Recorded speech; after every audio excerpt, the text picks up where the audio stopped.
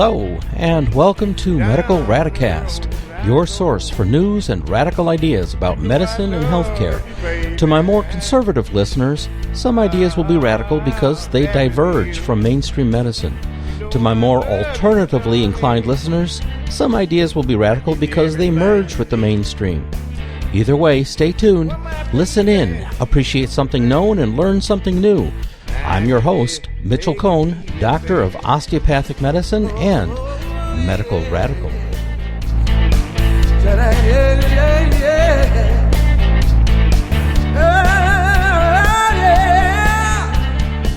Here at Medical Radical, we seek to inform, entertain, and inspire you to take action to improve your health, your life, your community, the environment, the world we all share. Today's main medical topic: adrenal fatigue. Is it real? What is it? Am I affected? What can I do about it? But first, let's start with eyes on the environment. Today's focus is on fracking. What is fracking? Well, according to USA Today, fracking is extracting fuel from shale formations, which requires pumping hundreds of thousands of gallons of water, sand, and chemicals into the ground to break, in other words, fracture, hence the term fracking, to break apart rock and free the gas. Some of that water, along with large quantities of existing underground water, returns to the surface, and it can contain high levels of salt, drilling chemicals, heavy metals, and naturally occurring low-level radiation. This from Time.com, the online Time magazine.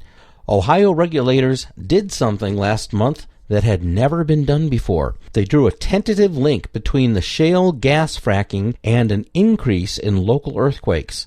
As fracking has grown in the U.S., so have the number of earthquakes. There were more than 100 recorded earthquakes of magnitude 3.0 or larger each year between 2010 and 2013.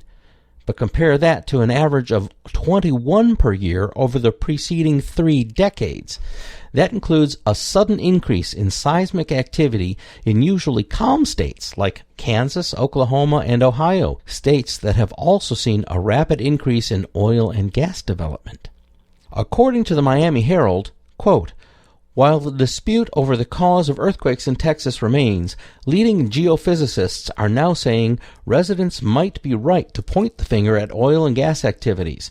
It is certainly possible, and in large part that is based on what else we've seen in the Fort Worth Basin in terms of the rise of earthquakes since 2008, unquote. That's according to William Ellsworth, a U.S. Geological Survey seismologist, in an interview.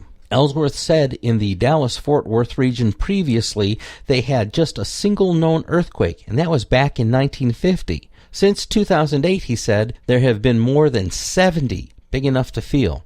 Those include earthquakes at the Dallas-Fort Worth airport that scientists linked to a nearby injection well. Ellsworth briefed his colleagues on his findings at the Seismological Society of America's annual meeting in Anchorage, Alaska. Finally, I'm not even going to get into the details of the discussion about fracking and contamination of drinking water. You already heard the definition of fracking. Quote, extracting fuel from shale formations requires pumping hundreds of thousands of gallons of water, sand, and chemicals into the ground to break apart rock and free the gas. Some of that water, along with large quantities of existing underground water, returns to the surface, and it contains high levels of salt, drilling chemicals, heavy metals, and naturally occurring low-level radiation, unquote.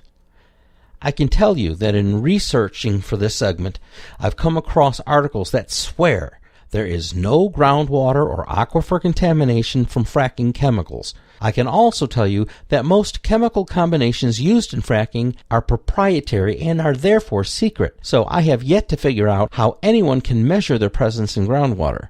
I've come across many other articles that purport science that links groundwater, our drinking water, to pollution from fracking. In January of this year, 4 states linked fracking with groundwater pollution. They could very well be wrong, and I'll admit that. The science is not yet in. In fact, the University of Cincinnati began sampling of private wells at risk just this past month, and they'll be analyzing the results. Now here's my 2 cents.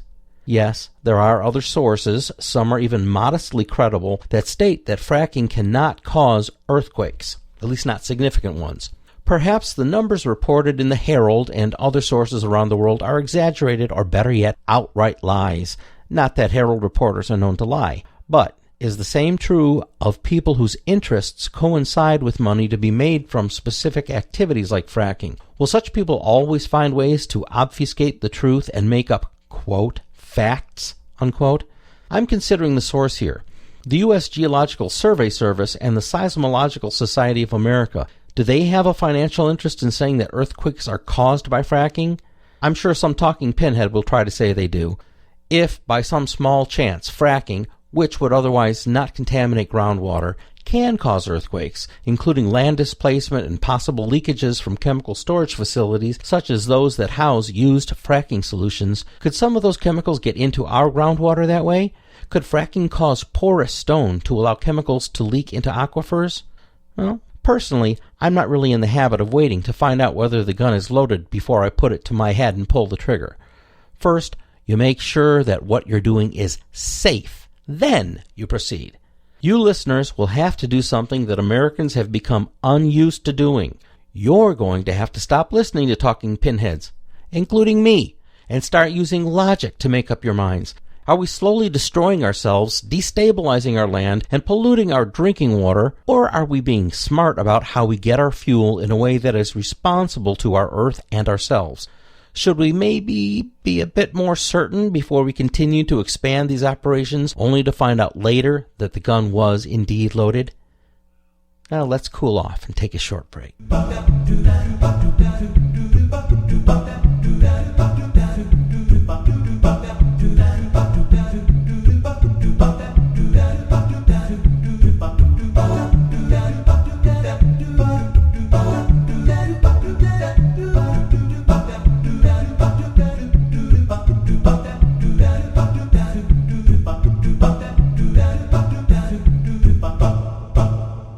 Today's main medical topic, adrenal fatigue, which doesn't exist. Now, here's a disclaimer. I'm not an expert, just someone affected by adrenal fatigue, and a physician who sees people with it every day, who works at a clinic where other people are experts in diagnosing and treating this condition. But what do I know? The adrenal glands are located on top of the kidneys. They're little triangular-shaped glands, and they have four main secretions. The first is called glucocorticoids, which help regulate blood sugar, blood pressure, fat and protein metabolism, and immunity. The next is mineralocorticoids, a mouthful. They help regulate kidney and cardiovascular function via maintenance of salt and water balance within the body, and also affect blood pressure. Catecholamines, which is a way of saying basically adrenaline, which helps regulate the fight or flight response to stress. And this will be a key, stress. They also secrete adrenal androgens, which are precursors to testosterone and estrogen. The functions of the adrenal glands are essentially to keep the body in balance biochemically and energetically. They provide the body with the extra oomph to respond to stressors like disease or fear. Now the question is, can chronic fear or chronic stress overtax the adrenals and, wear them out? Honestly, there's a huge debate over that. I fall on the side of, yes, it can. Stress can cause problems with the adrenals function. Because I don't have another explanation for all the zombies I see in the office who have otherwise normal hormone testing but low cortisol levels, I kind of have to side with the people who think stress could be a problem for the adrenal glands. We'll also talk about hypothyroidism at some point in the future because thyroid and adrenal hormones interact to support the body's everyday functions, and low thyroid can cause many similar problems that adrenal fatigue can cause. But let's stick with one topic for the moment. Now, the definition of adrenal fatigue, which, by the way, I would like to say I got a lot of the information off of www.adrenalfatigue.org. Now, this is not an endorsement of the test or quiz for determining if a person has adrenal fatigue, which is on the site, nor am I endorsing the site's products or methods, but it is an excellent site for information, which I have confirmed through other research. But according to this site, quote, this syndrome has been known by many other names such as non-Addison's hypoadrenia, subclinical hypoadrenia, neurasthenia, adrenal apathy, and adrenal fatigue, unquote. And it's associated with prolonged stress of any kind. The stress can be due to your work. It can be due to emotional stress with a partner, a child. It can be due to physical stress. It can be due to long-term disease or even serious acute disease. So sometimes you will see people who have maybe been on the border with a severe infection, suddenly they will no longer be able to deal with it. That could fatigue your adrenals. The signs and symptoms which are most prominent with adrenal fatigue are, let me think here, fatigue. It's difficult to get out of bed. The fatigue is not relieved by sleep, so you wake up just as tired as when you went to sleep. You have difficulty functioning or concentrating or even staying awake during the day. You have decreased sex drive, and in my case, I find that I fall asleep at the wheel on the way home, so stay out of my way. Now, one other thing the website says, adrenalfatigue.org, and I'm quoting again, you may look and act relatively normal with adrenal fatigue and may not have any obvious signs of physical illness, yet you live with a general sense of unwellness, tiredness, or gray feelings, unquote. And I kind of like that. I know exactly what that means. Gray feelings. You're not quite with it. People who have adrenal fatigue often have to use stimulants like coffee, colas, caffeine pills, energy drinks or supplements just to get going in the morning and to keep functioning during the day. In more serious cases, it's difficult to get out of bed for more than a few hours per day, and you have to get back into bed. And as I said, if it gets serious, you fall asleep at the wheel. Now, I have seen an endocrinologist and gotten the endocrinologist's take on adrenal fatigue, and what I found was really, really interesting. According to an MD endocrinologist who is well credentialed, adrenal fatigue does not exist. So the concept of adrenal fatigue is not accepted by most doctors.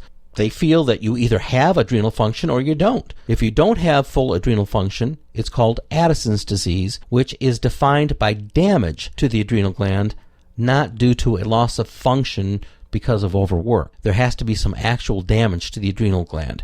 And that is the only way, according to these particular doctors, that you can have decreased adrenal function. Now, there's a huge list of symptoms that goes along with Addison's disease. Extreme fatigue, decreased sex drive, depression, those go along with adrenal fatigue as well. But if the Addison's is serious, you get weight loss, tremors and tachycardia, irritability, restlessness, excessive sweating, low blood pressure, etc. I don't even want to go through all the symptoms. But the idea behind adrenal fatigue is it's gradual. You have the onset of fatigue, and it can always stay at that very bad fatigue level, but then it can get worse. It can get to the point where it is mimicking Addison's disease. Now, I submit that I don't think there's proof either that you have to have damage to the adrenal gland in order to have low adrenal function, nor that a healthy adrenal gland can get exhausted in order to have low adrenal function. What I can say is that I see an awful lot of people with the symptoms associated with adrenal fatigue coming through my office, which can look an awful lot like hypothyroidism, except their thyroid glands and measures are completely normal. So I can't otherwise explain their incredible fatigue. When I went to the endocrinologist, he also did something called an ACTH stimulation test. What it does is it puts a chemical into your system which stimulates your adrenal gland to put out one of its main components, cortisol. If your body responds appropriately, you put out plenty of cortisol and you say, okay, well, the problem really isn't your adrenal gland. On the other hand, my results weren't quite normal. I did put out more cortisol in relation to this ACTH stimulation, but I didn't put out as much as I was supposed to. Does that mean I have adrenal fatigue or Addison's? Well, what I found interesting was this. He would not use the term adrenal fatigue. He would only say, and he said this at least 5 times, it's a suboptimal response to the test. I don't know what that means. It's a suboptimal response. It means I failed. I failed the ACTH test. Does that mean I absolutely have damage to my kidneys? No, because there's no way to prove it. But I will tell you this. I have been under immense stress for about, the last 35 years. I really have been under tons of stress. And all of a sudden, one day, I did get a serious infection, and my blood pressure dropped through the floor. I had about 70/49, I think it was. So, do I have Addison's? Or do I have adrenal fatigue? You know what? We may never know, but it's interesting. Let's take another quick break.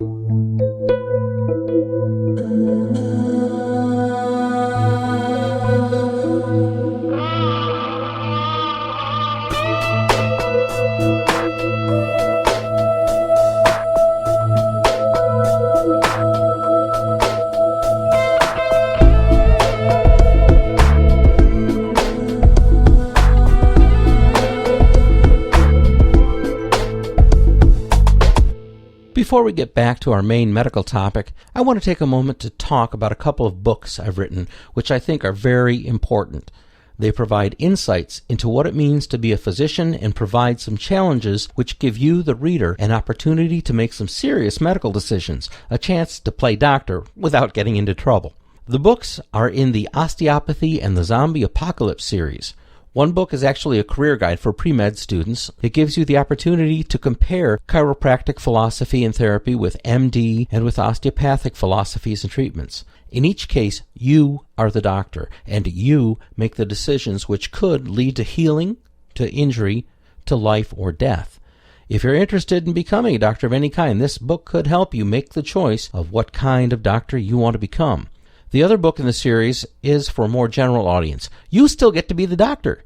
By the end of the book, you will understand the differences between MDs and DOs, as well as between DOs and chiropractors very clearly. It will help you decide what kind of physician you would like to have help you if you are in need of medical advice or treatment. Both are fun reads and are highly acclaimed on Amazon.com with almost universal 5-star ratings. You can check out the books on Amazon.com or directly on my website, www.mitchellcohn.com. Go ahead, have some fun playing doctor and zombies and see who wins. Your feedback, either directly to me on my website or via email or telephone, or by rating the books on Amazon.com, are always welcome. Electronic editions for Kindle and paperback editions are available. Go ahead, read, and feed your brains. All right, continuing with the main topic. How is adrenal fatigue best diagnosed?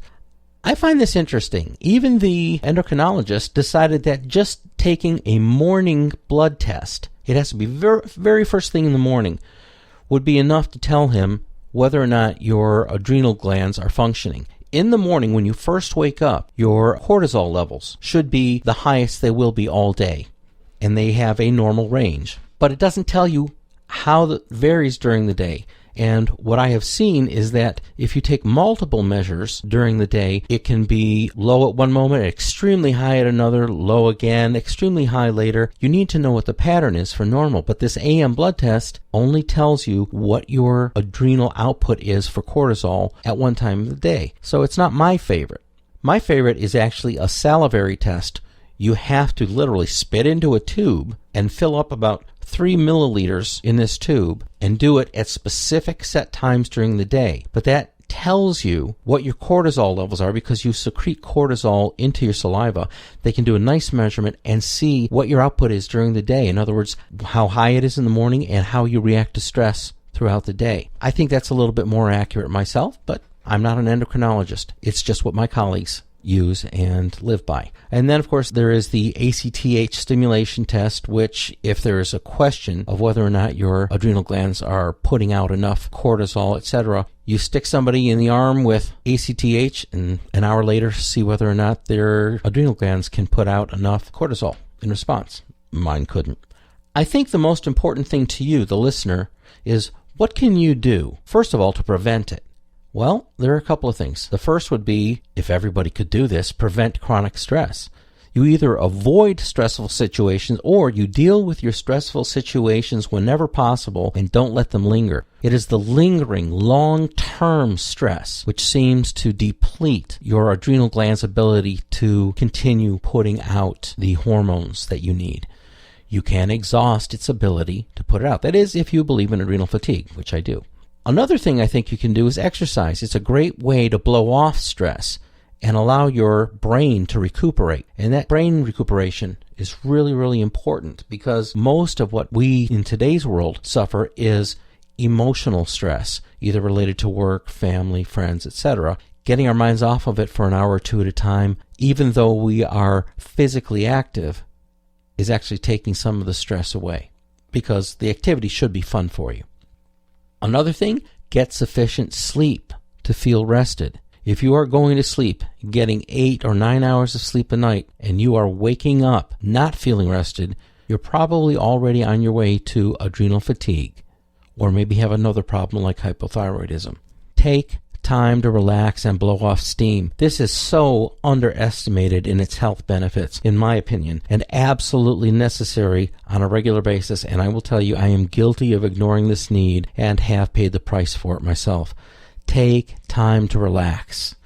Now, to prevent damage to the body and the immune system, you can stay away from genetically modified organisms, or what we call GMO foods. We can talk about their toxic effects on the gut and the immune system in the future, but for now, do your own research and know that despite all claims to the contrary, there is significant evidence that these GMO foods damage your gut, allowing entry of other toxins, and they decrease your immune function and may even play a role in autoimmune disorders. Specifically, stay away from corn and soy products in the U.S. There are other countries, like in Europe, where they are not allowed to use genetic modification in their corn and soy products, but in the U.S., we're saturated with it. So you're better off. Wheat is actually okay.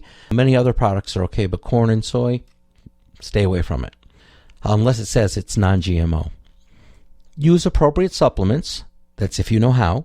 And unless your doctor actually knows something about adrenal fatigue and accepts its existence, don't ask him or her for treatment advice. I'm sorry, but if they don't accept its existence or know much about it, how can they help you? Dr. Jerry Tennant has a book called Healing is Voltage. You don't have to accept all its tenets, but he does have some really good information in it, and he suggests that root canals should never be done. This really made me upset because I just had 3 root canals. But dead or dying teeth need to be removed and, if desired, replaced, according to Dr. Tennant. There are dental studies that show that the majority of root canals leave tissue that becomes reinfected chronically and in a very short time after the root canal is done, which stresses the immune system and possibly interferes with other bodily functions. This can lead to adrenal fatigue.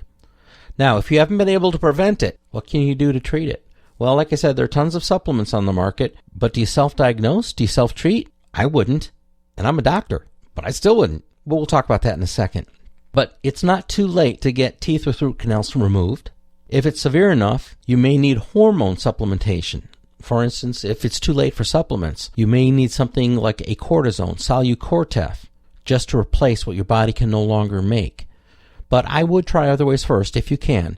Serious side effects of too much artificial cortisone can be serious. It can cause diabetes, terribly thin and easily bruised skin, lung damage, etc. If you're replacing only the amount you need, you're not as likely to get these side effects, but getting those side effects is quite serious. I would, given the choice, find a doctor or clinic who understands what adrenal fatigue is, recognizes the symptoms for what they are, knows how to properly test for it, and knows how to treat it, which is knowing when adrenal support with things like supplements is appropriate versus when is it time to actually replace the missing hormones. All right, let's transition here to another segment, which I include in each show. This is the osteopathic moment. I had this patient come in to see me for some problem that did not involve her back. I don't recall what it was. Perhaps she had neck or shoulder pain, and I don't remember. But what is important is what she wrote, and here it is in its entirety. August 20th, 2012. Dr. Cohn was recommended by Dr. Bourne, that's my associate at the Bourne Medical Clinic in Grand Rapids, Michigan.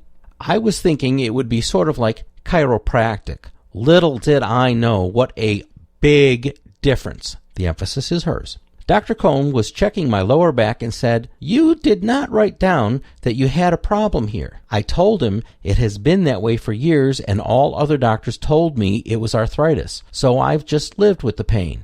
After about 15 minutes, it was gone. I mean, gone. No pain in my lower back. He also helped other parts of my body. This is the truth. Please, if you have pain, try Dr. Cohn. Aw, shucks. He is wonderful and a very nice man. Cheryl D. I appreciate the personal endorsement as nice man and hopefully a good physician. The point of my presenting this success story in the Osteopathic Moment segment, however, is not to get people to call me to become my patient. Honestly, my practice is pretty full right now. The reason I presented her story is the same reason I always include an osteopathic moment. It's to illustrate what osteopathic medicine has to offer that is different and frequently far more effective than chiropractic or even MD, also called allopathic medicine. Osteopaths are, in my not so humble opinion, the elite.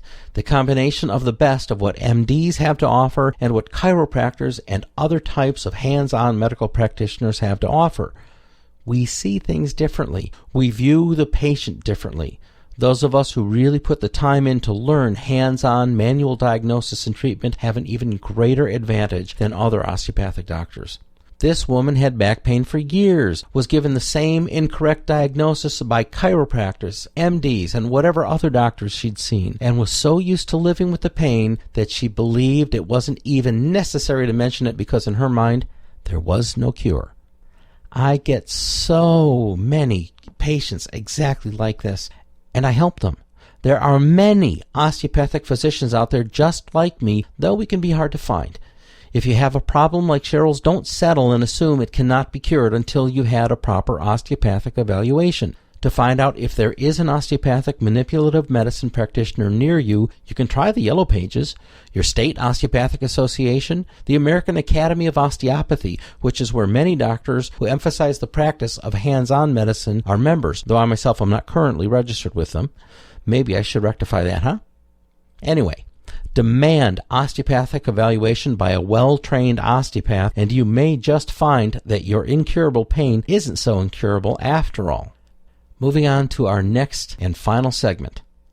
Old-fashioned remedies that actually work. And I want to make a disclaimer here. This does not constitute medical advice. Special care must be taken to evaluate the situation if someone is stung. We're talking about bee stings today, especially if they have a known allergy to bee stings or show signs like severe swelling or difficulty breathing. Contact your emergency medical services like 911 if such signs develop. Now, for those who are not allergic and do not have severe responses to stings other than, damn, that hurts, the following home remedies may actually work wonders. I've used the tobacco remedy. I had to borrow a cigarette. I am not a smoker, but I used it on my son when we were camping, and it worked great. The first couple seem to be agreed upon. First, if there is a stinger still in the person, remove the stinger. Applying ice can definitely help. It can slow down circulation and keep the poison in one area. If you have wasp or hornet stings, the venom is a powerful base. So if you use an acid like vinegar, you can neutralize it. It can be applied via a piece of cloth, a Q-tip, or by bandaging. Make sure to keep the stings soaked for at least 15 minutes. If it's a bee or yellow jacket sting, it's the opposite. The venom is actually an acid, so applying baking soda, which you can make a paste of, 3 teaspoons of baking soda in a mixture with 1 teaspoon of water, and apply that for 15 minutes to the sting, it can neutralize it. Lifehacker.com, that's lifehacker.com, has this to say, quote, "We checked with world-renowned onion chemist Dr. Eric Block of the State University of New York at Albany. He agreed that a fresh-cut onion might ease the pain of an insect sting because an ingredient in onions breaks down the chemicals responsible for inflammation and discomfort," unquote. And there you get it from a real expert. Another idea is using meat tenderizer, which contains an enzyme called papain, which breaks down proteins in bee venom. And the last is what I mentioned earlier, tobacco paste. You break open a cigarette and either chew it to make it a paste or crush it with a tiny amount of water to make a paste and apply it to the sting. And I'm telling you, that worked absolutely great for my youngest son. In my research, I found that there are at least 80 home remedies listed, and I'm not going to go through all of them. I can't vouch for them. Just know that not every problem requires a prescription medication. Next time, maybe I'll tell you about my mom's home treatment for warts and eczema that works better than any medicine I've ever used, and which happens to be good for the environment. I want you to know your feedback, comments, concerns, even personal stories are welcome. You can either write to me, Dr. Mitchell Cohn, at Medical Radicast at medicalradical.com, or you can call and leave your feedback, comment, or story as a voice message on our Skype line at 734-931-MRAD. That's 734-931-6723. Your voice may even make it onto a future podcast. Thanks for listening to Medical Radicast. I hope you've learned something you didn't know before, been entertained along the way, and will now maybe even take action to improve your health or health care, whether doing a little research, looking for a new doctor, or even just being willing to ask more questions to the people you've trusted with your health care for so long. Your health is in your hands, and that, my friends, is a radical idea. It's been my pleasure to be your host on the Medical Radicast. I look forward to speaking with you next time. This is Mitchell Cohn, D.O., the Medical Radical.